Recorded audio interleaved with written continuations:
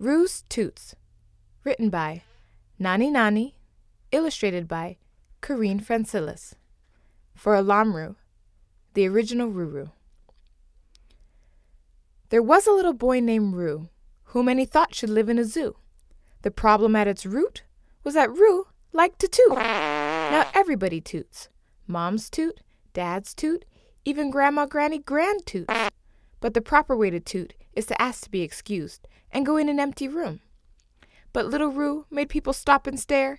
He let out smelly toots everywhere, in a crowded store and in his classroom, sometimes quiet and sneaky, and sometimes kaboom! This one time last summer, he almost reached the moon.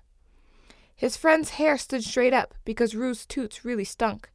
His teacher often wondered if he was raised by a skunk.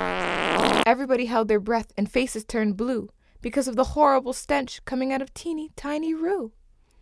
On Tuesday morning, while riding the bus, he tooted so loud he scared the bus driver Gus. Gus turned the bus around and said, "Enough is enough. I can't take it anymore. It's time to get tough." He drove fast and he swerved, and the bus chugged as it flew right to the gate of our Metro City Zoo. The zookeeper took and put Roo on display in a cage so people could stare and gaze at the incredible stinking boy. Come, be amazed! But Roo felt sad and quickly came to see. Although he thought tooting was funny, others thought he smelled like a chimpanzee. He called his mom and dad and promised not to be rude. He begged to go home. He had a new attitude.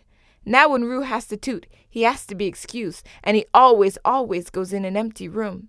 And if ever Roo starts to toot in front of others again, now we all know what to do. He has a special spot waiting in cage number 2 between the lions, the chimps, and the Australian kangaroos. The end.